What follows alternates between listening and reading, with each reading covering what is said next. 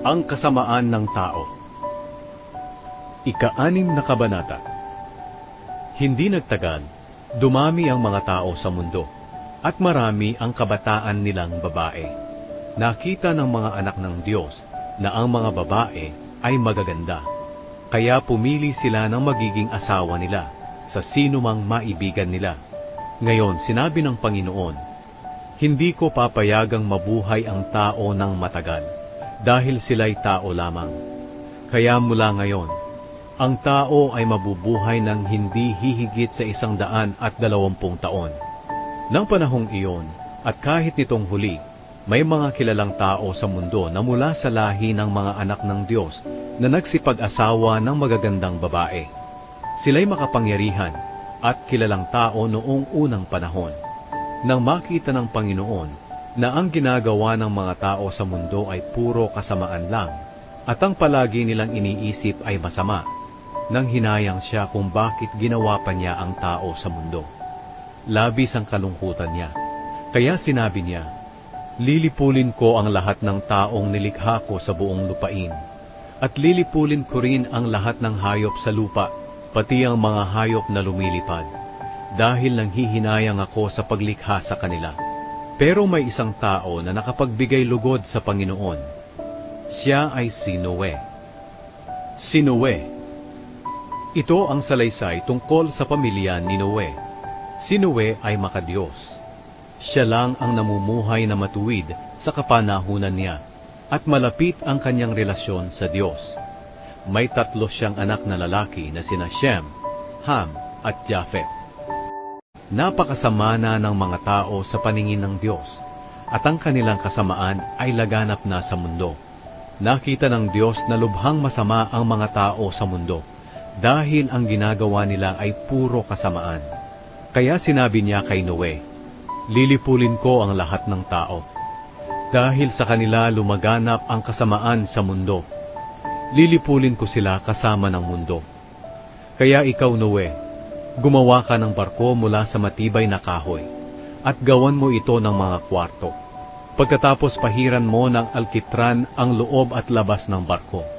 Gawin mo ito na may sukat na 450 talampakan ang haba, 75 talampakan ang luwang, at 45 talampakan ang taas. Lagyan mo ng bubong ang barko, at lagyan mo ng agwat na 1/2 metro ang dingding at ang bubong. Gawan mo ang barko ng 3 palapag, at lagyan ng pintuan sa gilid. Sapagkat pababahain ko ang mundo para malipol ang lahat ng nabubuhay. Mamamatay ang lahat ng nasa mundo. Pero gagawa ako ng kasunduan sa iyo. Papasok ka sa barko kasama ng asawa at ng mga anak mo, pati ang mga asawa nila. Magpapasok ka rin ng isang lalaki at babae sa bawat uri ng hayop, para mabuhay sila kasama mo. 2 sa bawat uri ng lahat ng hayop, mga lumilipad, lumalakad at gumagapang. Lalapit sila sa iyo para hindi sila mamatay. Magdala ka rin ng lahat ng uri ng pagkain para sa inyo at para rin sa mga hayop. Sinunod ni Noe ang lahat ng iniutos ng Diyos sa kanya. Ang baha. Ika-7 kabanata. Sinabi ng Panginoon kay Noe, pumasok ka sa barko kasama ng buong pamilya mo, sapagkat sa lahat ng tao sa panahong ito, ikaw lang ang nakita kong matuwid. Magdala ka ng 7 pares sa bawat uri ng malinis na hayop, pero 1 pares lang sa bawat uri ng maruming hayop. At magdala ka rin ng 7 pares sa bawat uri ng ibon. Gawin mo ito para mabuhay sila sa mundo, sapagkat pagkatapos ng 7 araw mula ngayon, magpapaulan ako sa buong mundo sa loob ng 40 araw at 40 gabi, para mamatay ang lahat ng nilikha ko. Sinunod ni Noe ang lahat ng iniutos ng Panginoon sa kanya. Nasa 600 taong gulang na si Noe nang dumating ang baha sa mundo. Pumasok siya sa barko kasama ang asawa niya, mga anak na lalaki, at mga manugang, para hindi sila mamatay sa baha. Ayon sa iniutos ng Diyos kay Noe, pinapasok niya sa barko ang bawat pares ng lahat ng uri ng hayop na malinis at marumi, na lumapit sa kanya. At pagkalipas ng 7 araw, bumaha sa mundo. Nang 17 araw ng 2 buwan, umulan ng napakalakas, at umapaw ang lahat ng bukal. Si Noe ay 600 taong gulang na noon. Umulan sa mundo sa loob ng 40 araw at 40 gabi. Noong mismong araw na nagsimulang umulan, pumasok sa barko si Noe, ang asawa niya, at ang 3 nilang anak na sina Shem, Ham at Japhet, kasama ang mga asawa nila. Kasama rin nila ang lahat ng uri ng hayop, mga lumalakad, gumagapang at lumilipad. Ayon sa iniutos ng Diyos kay Noe, pinapasok niya sa barko ang bawat pares ng lahat ng uri ng hayop na lumalapit sa kanya. Pagkatapos, isinara ng Panginoon ang barko. Walang tigil ang ulan sa mundo sa loob ng 40 araw.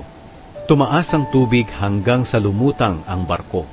Tumaas pa ng lubusan ng tubig hanggang matakpan ang lahat ng matataas na bundok.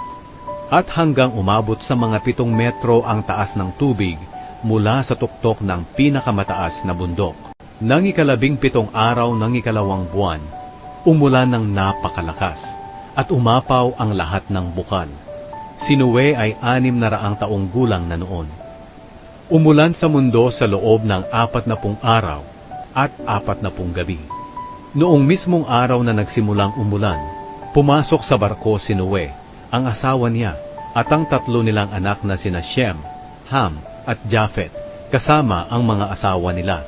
Kasama rin nila ang lahat ng uri ng hayop, mga lumalakad, gumagapang at lumilipad. Ayon sa iniutos ng Diyos kay Noe, pinapasok niya sa barko ang bawat pares ng lahat ng uri ng hayop na lumalapit sa kanya. Pagkatapos, isinara ng Panginoon ang barko. Walang tigil ang ulan sa mundo sa loob ng 40 araw. Tumaas ang tubig hanggang sa lumutang ang barko. Tumaas pa ng lubusan ng tubig hanggang matakpan ang lahat ng matataas na bundok. At hanggang umabot sa mga 7 metro ang taas ng tubig mula sa tuktok ng pinakamataas na bundok. Kaya namatay ang lahat ng may buhay, ang mga hayop na lumilipad, lumalakad, gumagapang, at ang lahat ng tao. Namatay ang lahat ng nabubuhay sa lupa. Nalipol ang lahat ng tao at ang lahat ng hayop sa mundo. Si Noe lang at ang mga kasama niya sa loob ng barko ang hindi namatay. Bumaha sa mundo sa loob ng 150 araw. 8 Kabanata. Hindi kinalimutan ng Diyos si Noe at ang mga kasama niyang hayop sa loob ng barko. Kaya pinaihip niya ang hangin sa mundo at dahan-dahang bumaba ang tubig. Tinakpan niya ang mga bukal at pinahinto ang ulan. Patuloy ang pagbaba ng tubig sa loob ng 150 araw.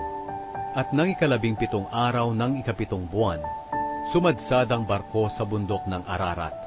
Patuloy ang pagbaba ng tubig. At nang unang araw ng 10 buwan, nakikita na ang tuktok ng mga bundok.